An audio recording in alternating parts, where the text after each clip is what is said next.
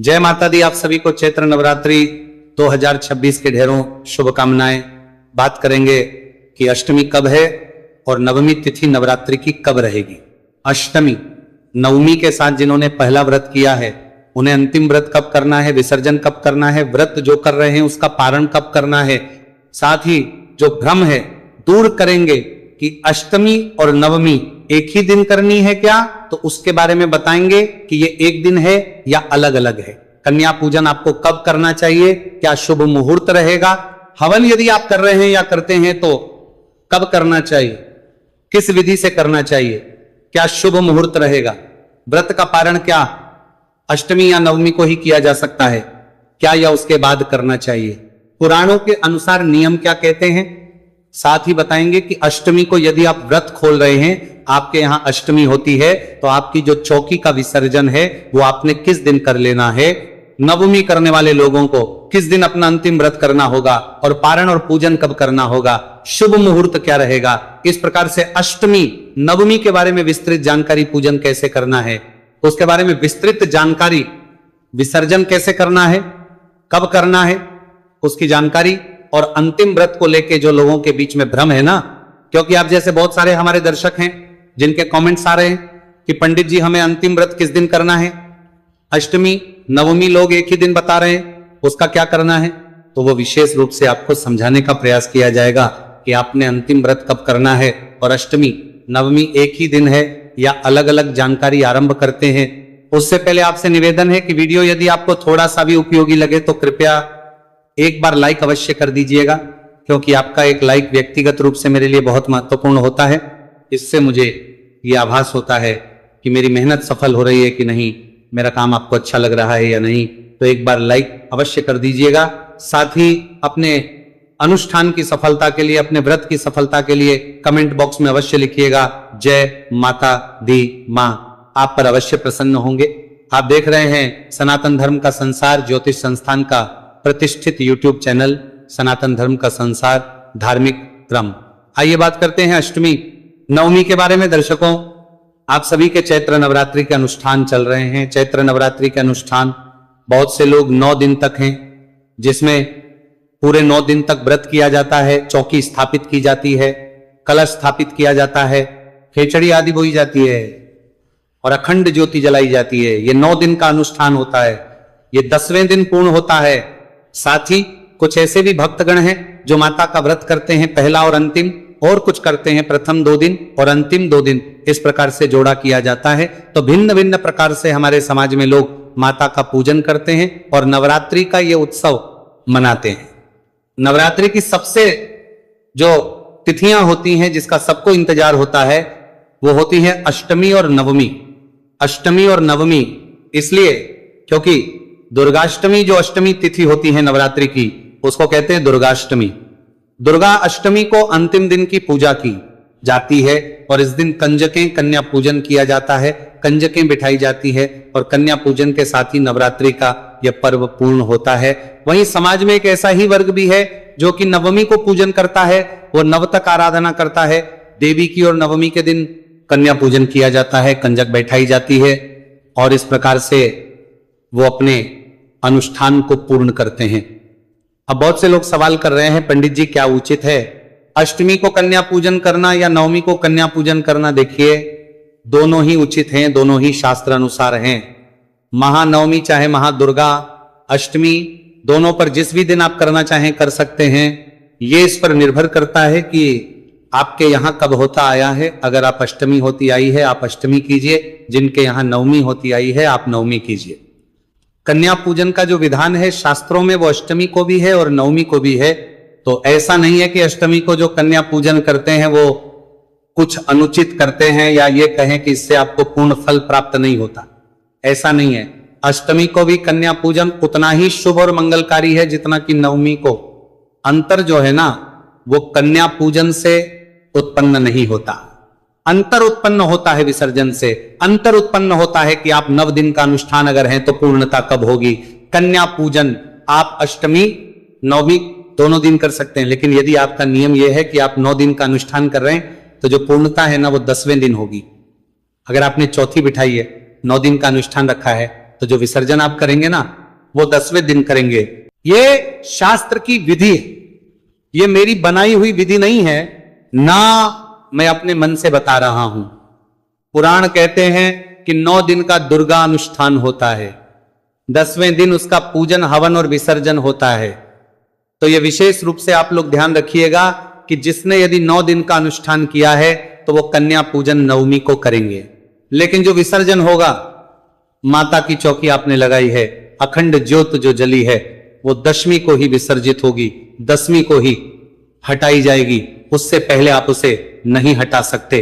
प्राणों के अनुसार यह दोष जनित है कि लोग अष्टमी करते हैं, अष्टमी को कन्या पूजन करते हैं और कन्या पूजन के साथ ही जो ज्वारे आपने बोए हैं उसका विसर्जन कर देते हैं। आपने माता की चौकी लगाई थी वो 8वें दिन ही कर दी जाती है, और 8वें दिन ही आपने जो कलश स्थापित किया था उसका भी विसर्जन कर दिया जाता है। यह अनुचित है, ऐसा नहीं करना चाहिए। आप अष्टमी का व्रत करते हैं, नवरात्रि पूर्ण करते हैं, माना जा सकता है, परंतु आप विसर्जन कर देंगे। नवरात्रि का अष्टमी को यह नहीं माना जा सकता। विसर्जन जो है वो 10वीं तिथि को ही कहा गया है। जितने भी हमारे दर्शक हैं वो इस चीज को ध्यान दें कि अष्टमी अगर आपके यहां होती है तो अष्टमी कन्या पूजन के लिए कही गई है, अष्टमी आपके व्रत की पूर्णता लिए कही गई है, परंतु अष्टमी माता के नवदुर्गा जो आपने नवरात्रि का जो अनुष्ठान किया है उसके विसर्जन के लिए नहीं कही गई है। आपको 10वीं तिथि के दिन शुभ मुहूर्त में ही पूजन आदि करके विसर्जन करना चाहिए। यह बड़ी जानकारी थी जो आपको देना आवश्यक था। अब बात करते हैं जी कि अष्टमी किस दिन है और कंजकें जो हैं उनको कब बैठाना चाहिए, क्या शुभ मुहूर्त रहेगा, नवमी किस दिन है और कंजकों को कब बैठाना चाहिए, किस प्रकार से व्रत को पूर्ण करना चाहिए। तो अष्टमी वाले दिन आपको सूर्योदय पहले उठना चाहिए, उठने के बाद स्नान आदि करके स्वच्छ वस्त्र धारण कीजिए। स्वच्छ वस्त्र धारण करके आपकी जो दैनिक पूजा है ना वो उसी प्रकार से चलेगी जैसे कि अभी तक चलती आ रही थी। आप उसी विधि से आपने केतली बोई है, ज्वारे बोए हैं, माता की स्थापना की है, कल स्थापित किया है, उसी विधि से आप पूजन कीजिए। से देवी का पूजन करेंगे, विधि विधान से स्नान कराइए, तिलक लगाइए, वस्त्र अर्पित कीजिए, आप भोग लगाइए माता को, पुष्पों की माला अर्पित कीजिए माता को, तांबू अर्पित कीजिए माता को और माता को प्रणाम करके प्रार्थना कीजिए। इस प्रकार से आपने पूजन करना है। पूजन करने के बाद आप हवन कर सकते हैं, हवन करने के बाद आपने कन्या पूजन करना है। अब यहां पे एक सवाल ये आता है कि पंडित जी पहले कन्या पूजन करें या पहले हवन करें। तो पहले हवन करें फिर कन्या पूजन करेंगे, हवन के तदोपरांत ही कन्या पूजन होगा, इसका ध्यान दीजिएगा। एक सवाल हमारे पास आपका यह भी है कि पंडित जी कन्याओं को क्या नहीं देना चाहिए, ये विशेष रूप बताएं और क्या देना शुभ रहता है। देखिए, कन्याओं को आप कोई भी अच्छा उपहार दे सकते हैं। उपहार में आप उन्हें पढ़ने लिखने से संबंधित जो भी सामग्री है वो दे सकते हैं, कॉपी दे सकते हैं, ज्योमेट्री बॉक्स दे सकते हैं। इसके अतिरिक्त आप उन्हें लंच बॉक्स दे सकते हैं, पेन पेंसिल आदि बैग आदि भी दे सकते हैं जो उनके उपयोग का भी होगा। आपको क्या नहीं देना चाहिए, देखिए एक तो आजकल आप प्लास्टिक की सामग्री का प्रयोग बहुत अधिक होने लगा है। अगर आप प्लास्टिक की वस्तुओं से बच सकें तो बहुत उत्तम रहेगा कि आप प्लास्टिक की ना दें। और जो विशेष रूप से मना ही है ना वो है नुकीली वस्तुएं, तीखी वस्तुएं या कांच से बनी हुई वस्तुएं। कांच की जो सामग्री है वहां आपको नहीं देनी है। कन्याओं को काले वस्त्र आपको नहीं देने हैं। काले रंग की कोई भी सामग्री जो है वो आप कन्याओं को उस दिन नहीं देंगे। यदि आप कन्या पूजन में कपड़े आदि लाके दे रहे हैं तो वो भी काले रंग के, ब्लैक कलर के नहीं होने चाहिए। इसको बेहद ही अशुभ माना जाता है। काला रंग कन्या पूजन में सर्वोत्तम है, इसीलिए अगर संभव है तो आप लाल रंग के वस्त्र और लाल रंग की ही लेकर आएं, उत्तम रहेगा। और अष्टमी के दिन कन्या पूजन करें। कन्या पूजन में जब कन्याएं आपके घर आ रही हैं तो सबसे पहले उनका भक्ति भाव से स्वागत करें, क्योंकि एक प्रकार से आपके यहाँ 9 दुर्गाएं आ रही हैं। 9 दुर्गा आपके घर पे पधारी हैं। 9 दुर्गाओं का स्वागत कीजिए, उनको बिठाइए। चौकी है तो चौकी पर बिठाइए, अन्यथा जो भी आपके यहाँ उपयुक्त आसन है उस पर बैठाइए। बैठा के उनका शुद्ध जल पैर धुलाइए, पद प्रक्षालन कीजिए, उनका प्रेम से पद प्रक्षालन कीजिए, अच्छे कपड़े से उनको पोंछिए। ये माता स्वयं आपके घर पर आज पधारी है। पैर धोने के बाद, पैरों को पोंछने के बाद उन्हें तिलक कीजिए। रौली कुमकुम आदि का तिलक करना है, अक्षत अवश्य लगाना है और मौली अवश्य बांधनी है। इसके बाद उन्हें आसन पे बिठाइए, प्रेम पूर्वक उन्हें हलवा, पूरी और छूले, काले चने जो होते हैं ना छूले, ये प्रसाद के रूप में, भोग के रूप में प्रदान कीजिए, उनको खिलाइए। आज के समय में जो कन्याएं हैं वो नहीं खा पाती है। कई बार छोटी होती है कन्याएं तो इसलिए भी नहीं खा पाती हैं, जितना भी वो खा सके अगर ना खा पाए उनका एक मुंह झूठा करा के ही बेशक बाकी जो है बचा हुआ सामग्री उसको आप पैक करके उन्हीं को दे दे। इसके बाद कंजकों को आप जो सामग्री लाए हैं उनके लिए उपहार स्वरूप जो भी भेंट लाए हैं वो भेंट एक एक करके दे और उनसे पैर छूकर आशीर्वाद ले और उनको विदा करें। इस प्रकार से आप कन्या पूजन करेंगे। कन्या पूजन की जो सामग्री है ना उसको भी पूजित करना आवश्यक है। वो क्या करते हैं कि सामग्री लाते हैं, रखा देते हैं, कंजकों को भोजन कराते हैं और उनको ऐसे ही उठा के दे देते हैं। ये अनुचित व्यवस्था है, अनुचित व्यवहार है उस सामग्री का। सुबह के समय जब आप पूजन कर रहे हैं ना उस समय उनको पूजना है। पूजना कैसे है कि उन्हें पहले जल से, गंगा जल युक्त जो जल है ना उसे छींटे दीजिएगा। छींटे देने के बाद उन्हें तिलक कीजिएगा, अक्षत उस पर अर्पित कीजिएगा, थोड़े पुष्प ऊपर बिखरा दीजिएगा और हाथ जोड़कर माता को प्रणाम करके, हे मातेश्वरी ये हम कन्याओं के लिए भेंट स्वरूप लाए हैं, इसे आप नवदुर्गा के रूप में स्वीकार करें और आशीर्वाद प्रदान करें। इस प्रकार से माता से प्रार्थना कीजिएगा। ये जो सामग्री है इसको पृथ्वी पर नहीं रखना है। जो 9 आइटम जो भी आप लाए हैं ना इनको किसी थाल में सजाइएगा पूजा के समय पे और उसी में रखे रखिएगा। ये बात आप ये दे दीजिएगा। तो इस प्रकार से आपने अष्टमी को पूजन करना है सुबह का और कन्या पूजन करना है। आपके घर में यदि आपने चौकी लगा के रखी है तो उसको वैसे ही रहने दीजिएगा। आपने अगर आपके घर में कल से स्थापना की है तो उसको भी वैसे ही रहने दीजिएगा। याद रखिएगा कि जो लोग अष्टमी कर रहे हैं वो केवल कन्या पूजन करेंगे, विसर्जन नहीं होगा।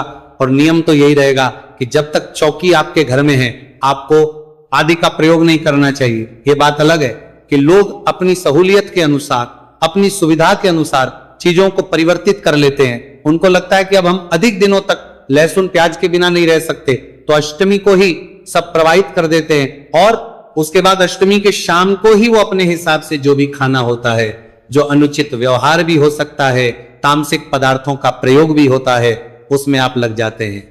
शास्त्र ये कहते हैं कि संयम बहुत आवश्यक है। पूजा का दूसरा नाम संयम है। यदि आपके जीवन में संयम नहीं है, ये जो पूजा है जो आप कर रहे हैं ये व्यर्थ है। दिखावे की पूजा करना बंद कीजिए, मन से विचार अच्छे रखिए और ये ना सोचिए कि ये आपके ऊपर किसी प्रकार की पाबंदी लगी है। आपका मन करता है स्वतः किसी चीज को त्यागने का तो त्यागिए। अगर मन नहीं करता है तो इस प्रकार की पूजा पाठ आपको नहीं करने चाहिए। ऐसा नहीं कि आप दुखी होकर कोई पूजा पाठ कर रहे हैं, उसका कोई लाभ नहीं होता है। यदि किसी को इसकी बहुत जल्दी है कि जल्दी से ज्वारे आदि और जो चौकी आदि है इसका विसर्जन किया जाए जिससे कि हम अपने हिसाब से चीजों को खा सके, तो वह अनुचित व्यवहार है। इसके लिए आप माता की पूजा को पहले समाप्त नहीं कर सकते। नवमी तिथि की बात करें और किस दिन आपको कन्या पूजन करना है, अष्टमी, नवमी कब है, शुभ मुहूर्त कब है, इसके बारे में बताएं। उससे पहले जानते हैं आपका एक बहुत ही महत्वपूर्ण सवाल जो हमारे पास आ रहा है कि अंतिम जो व्रत होगा, क्योंकि बहुत से लोग हैं जो पहला व्रत करते हैं और अंतिम व्रत करते हैं, तो वो अंतिम व्रत हमें कब करना चाहिए, किस तिथि पर करना चाहिए। देखिए दर्शकों, ये आपके ऊपर निर्भर करता है कि अंतिम व्रत आप कैसे करेंगे। ये इस प्रकार से आपके ऊपर करता है कि आपके यहां अष्टमी की जाती है या नवमी की जाती है। अगर अष्टमी आपके यहां की जाती है तो आप सप्तमी को व्रत करेंगे, और यदि आपके यहां नवमी की जाती है तो अंतिम व्रत आपका अष्टमी को होगा। यहां एक और संशय आपका दूर करें जो आपके मन में किसी ने टाल दिया होगा कि सप्तमी और अष्टमी एक ही साथ है क्या। जी नहीं, सप्तमी और अष्टमी दोनों अलग अलग दिन है, दोनों एक साथ नहीं है। एक नवरात्रि कम हुई थी लेकिन वो नवरात्रि तिथि थी तृतीया, इसीलिए दूसरा और तीसरा नवरात्रि एक साथ था, द्वितीया और तृतीया नवरात्रि एक साथ थे। अभी जो तिथि है वो सब एक एक दिन में एक एक तिथि है, चाहे वो चौथी हो, पांचवी, छठी, सातवीं, सब तिथियां एक एक दिन में पूर्ण रूप से है। इसीलिए सप्तमी अष्टमी एक नहीं, और अंतिम व्रत नवमी करने वाले अष्टमी को करेंगे और जो अष्टमी करते हैं वो अंतिम व्रत सप्तमी को करेंगे।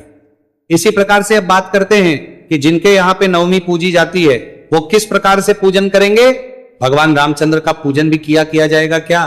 देखिए, जो चैत्र मास के शुक्ल पक्ष के अर्थात नवरात्रों में आने वाली जो चैत्र की नवमी है ना, ये भगवान श्री रामचंद्र का जन्म दिवस भी है।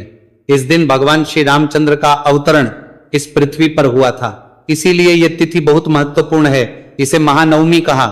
जाता है। इस दिन मां जगदम्बा के नवरात्रि पूर्ण होते हैं, इसीलिए उनके जो व्रत है वो पूर्ण तो होते ही है। साथ ही इस दिन रामचंद्र जी, भगवान रामचंद्र जी का जन्मोत्सव भी विधि विधान से मनाया जाता है। भगवान रामचंद्र की पूजा आपने किस विधि से करनी है, करना है, इसके बारे में हम आपको अलग से वीडियो बना के बता देंगे। यहां हम केवल अष्टमी, नवमी, नवरात्रि से संबंधित बात कर रहे हैं। तो आपको जो नवमी करते हैं उन्हें भी सुबह सूर्योदय से पहले उठना है। उठने के बाद स्नान आदि करके पूजन करना है। देखिए, एक चीज का आपको विशेष ध्यान रखना है, शुभ मुहूर्त कहते हैं कि पंडित जी शुभ मुहूर्त देखें कि ना देखें। शुभ मुहूर्त यदि ना भी देखें, क्योंकि जो दुर्गा अष्टमी है और दुर्गा नवमी, महानवमी जिसे कहते हैं, ये दोनों ही तिथियां अत्यंत मानी जाती हैं। इनमें पूरा दिन कंजक पूजन किया जा सकता है, माता का पूजन किया जा सकता है, हवन कर्म आदि किया जा सकता है। शुभ मुहूर्त यदि आप नहीं भी देखते हैं तो भी, परंतु एक बात ध्यान अवश्य रखनी चाहिए, वो ये कि इन तिथियों में भी राहु काल का समय होता है। राहु काल के समय को आपको अवश्य ही देखना पड़ेगा, चाहे तिथि कितनी भी शुभ क्यों ना हो, उसमें 1.5 घंटे का लगभग समय होता है प्रतिदिन राहु काल का। तो आप जिस दिन अष्टमी नवमी की कंजक बिठा रहे हैं ना, उस दिन राहु काल का समय आपको अवश्य ही करना चाहिए। राहु काल के समय में आप कंजक ना बिठाए। हाँ, अगर आपने कंजक पहले बिठा दी है और उसके बाद राहु काल आता है तो उसमें दोष नहीं है, परंतु कंजक पूजन जो है राहु काल के समय में आप नहीं करेंगे। इस 1.5 घंटे में आप नहीं करेंगे, बाकी समय में आप कर सकते हैं। शुभ मुहूर्त कैसे है, कब है, ये हम आपको अभी बताने जा रहे हैं। सूक्ष्म रूप से पहले नवमी की जानकारी दे दें, उसके बाद हम मुहूर्त पर ही आ रहे हैं कि कौन सी तिथि का मुहूर्त कब है और किस प्रकार से किस शुभ मुहूर्त में आपको करना चाहिए। तो नवमी के दिन जिन लोगों के यहां नवमी होती है, वो नवमी के दिन सूर्योदय से पहले उठेंगे, स्नान आदि करने बाद आप अपना नवरात्रि का जो दैनिक पूजन है उसको करेंगे। दैनिक पूजन उसी विधान से किया जाएगा जैसे कि आप अभी तक करते आए थे, परंतु हां, इसमें पुष्पांजलि अवश्य कीजिएगा। नवमी का जब आप पूजन करेंगे तो उसमें पुष्पांजलि अवश्य कीजिएगा, क्षमा याचना कीजिएगा, देवी से क्षमा याचना कीजिएगा, पहले से पूजन कीजिएगा, देवी को अर्पित कराइएगा। कराने के बाद स्नान कराइएगा, स्नान करा के पंचामृत से स्नान कराइएगा, शुद्ध जल से स्नान कराइएगा। शुद्धियों तक स्नान कराने के बाद देवी को वस्त्र अर्पित कीजिएगा। आप अष्टमी व नवमी को माता को श्रृंगार की सामग्री अवश्य ही अर्पित करनी है, यह हम बता रहे हैं सभी के लिए। नवमी को बीजे का अर्पित करनी है, और चाहे आपने 9 दिन का अनुष्ठान रखा है, चाहे आप केवल अष्टमी नवमी करते हैं, एक ही दिन करते हैं, आपको इस दिन माता को श्रृंगार की वस्तुएं अवश्य अर्पित करनी चाहिए। अगर अधिक ना ला सके तो मांग में भरने के लिए सिंदूर, काजल, बिंदी, चूड़ियां और नेल पेंट, ये 5 चीजें तो आपको अवश्य रूप से माता को अर्पित करनी ही चाहिए। और अगर 5 ना कर पाए तो आपको मांग का सिंदूर और चूड़ियां अवश्य रूप से माता को चढ़ानी चाहिए इस दिन। और लाल रंग का कोई वस्त्र, जैसे कि आप साड़ी ले सकते हैं, कोई अच्छी साड़ी ले सकते हैं, या फिर कोई चुनरी ले सकते हैं, जैसी आपकी सामर्थ्य हो। मैं नहीं कहूंगा कि आपको बहुत महंगा ही लेना है, आप अपनी सामर्थ्य के अनुसार लीजिएगा। और ये ध्यान रखिएगा कि आप जब भी पूजा पाठ करें सामर्थ्य के अनुसार करें। प्रभु कहते हैं कि जैसा मैंने आपको दिया है, जितना मैंने आपको दिया है उसके अनुसार ही आप मुझे अर्पित करें, मैं सदा प्रसन्न रहूंगा। तब होती है जब दिया ज्यादा होता है किसी को भगवान ने, और वो लालचवश अर्पित कम करते हैं। वहीं भगवान जो आर्थिक रूप से कमजोर लोग हैं उनके लिए भी कहते हैं कि मैंने यदि आपको अधिक नहीं दिया है, कि आपकी किस्मत या जो भी आपके कर्म रहे होंगे उसके अनुसार यदि आपको कम मिला है तो कभी भी मुझे अधिक आवश्यकता नहीं है अर्पित करने की। ऐसा नहीं है कि यदि एक स्वर्ण से मुझे पूज रहा है तो आप भी स्वर्ण से ही पूजिए, जो आपकी सामर्थ्य है ना उसके अनुसार पूजिए, श्रद्धा से पूजिए, भक्ति भाव से पूजिए। तो आपको इस दिन सामग्री आपको माता को अवश्य अर्पित करनी है। माता को अर्पित करेंगे, ताबुल अर्पित करेंगे, दक्षिणा अर्पित करेंगे और माता से अपने अनुष्ठान की सफलता के लिए प्रार्थना करेंगे। जो पूजा विधि है अंतिम दिन की, वो पूजा विधि का हम विशेष वीडियो बनाएंगे आपके लिए, उसको आप अवश्य देख लीजिएगा। यहां पर केवल हम कन्या पूजन से संबंधित जो लोग, क्योंकि देखिए सभी लोग जो है पूजन नहीं करते हैं, इसीलिए कन्या पूजन से संबंधित आपको जानकारी दे रहे हैं और जानकारी दी जा रही है कि अष्टमी, नवमी, सप्तमी कब करनी है, अंतिम व्रत कब करना है। जो सामान्य जानकारी होती है सभी के लिए, वो जानकारी इस वीडियो में प्रदान की जा रही है। पूजा के लिए हम आपको अलग से वीडियो बना रहे हैं जिसमें आपको अष्टमी की पूजा, नवमी की पूजा, विसर्जन विधि ये बताई जाएगी। तो इस प्रकार से आप पूजा करने के बाद हवन करेंगे। हवन के बाद कंजकों को आप बुलाएंगे, कंजकों का स्वागत करेंगे और कंजक पूजन की विधि जो हमने अभी आपको बताई थी ना, कंजक कैसे बिठानी चाहिए, क्या अर्पित करना चाहिए अष्टमी के लिए, वैसे ही वो आपके लिए भी है, दोबारा बताने की आवश्यकता नहीं है। जो नवमी करते हैं उनको भी उसी प्रकार से कन्या का पूजन करना है और इसी प्रकार से वस्तुएं जो हैं उनको प्रदान करनी है। बात आती है कि सप्तमी, अष्टमी, नवमी तिथियां जो है वो किस दिन है, क्योंकि जो व्रत करना है वो किसी ने सप्तमी को करना है, किसी ने अष्टमी को करना है, कन्या पूजन किसी ने अष्टमी को करना है और किसी ने नवमी को करना है। तो इन तीनों तिथियों के बारे में आपके लिए जानना आवश्यक हो जाता है कि जो लोग सप्तमी का व्रत करते हैं ना, तो इस वर्ष चैत्र नवरात्रि 2026 में सप्तमी का व्रत आपको करना चाहिए। 25 मार्च को सप्तमी रहेगी। प्रातःकाल 7:41 से और 9:01 तक का समय शुभ रहेगा पूजा पाठ के लिए, और 11:01 से और 11:58 में भी शुभ मुहूर्त रहेगा। इसमें आप अपना पूजन आदि कार्य कर सकते हैं। और जो अंतिम व्रत कर रहे हैं सप्तमी का, वो इसी दिन करेंगे, क्योंकि कुछ लोग अष्टमी करते हैं ना, वो अपने अनुष्ठान को सप्तमी पर पूर्ण करते हैं। मैं यहां फिर बता दूं कि नियम कहता है कि आपको 9 दिन तक पालन करना चाहिए और 10वें दिन विसर्जन करना चाहिए। और अब बात करते हैं कि अष्टमी कब रहेगी। जो नवमी करते हैं वो अष्टमी को व्रत करते हैं, या पहला या अंतिम व्रत करने का जो नियम है, तो अष्टमी को व्रत करते हैं या अष्टमी को कन्या पूजन करते हैं, तो अष्टमी तिथि रहेगी 26 मार्च को। 26 मार्च को हवन, पूजन, कन्या पूजन आदि के लिए शुभ समय रहेगा। प्रातःकाल 6:41 से और 7:28, और उसके बाद 11:01 से और 11:49। इस समय में आप हवन, पूजन आदि कार्य कर सकते हैं, कन्या पूजन आदि कार्य कर सकते हैं। अब बात करेंगे नवमी के बारे में। क्या नवमी भी 26 को ही की जाएगी या अष्टमी? नवमी दोनों अलग अलग दिन है। तो प्रिय दर्शकों, नवमी आपको 27 मार्च को करनी है। 27 मार्च के दिन ही रामनवमी मनाई जाएगी। नवमी तिथि शुरू हो रही है 26 मार्च को सुबह 11:46 पर, और यह 27 मार्च को सुबह 10:07 पर समाप्त होगी। और यह तिथि मान के अनुसार 27 को ही नवमी है। और कुछ लोग कहते हैं जी कि भगवान रामचंद्र का जन्म अपराह्न में हुआ था, तो मैं शास्त्रीय विधान कहूं, शास्त्र कहते हैं कि अगर अपराह्न में नवमी तिथि ना मिले तो भी जो अष्टमी विधा नवमी तिथि हो, उसमें कभी भगवान रामचंद्र का जन्मोत्सव नहीं मनाया जाना चाहिए।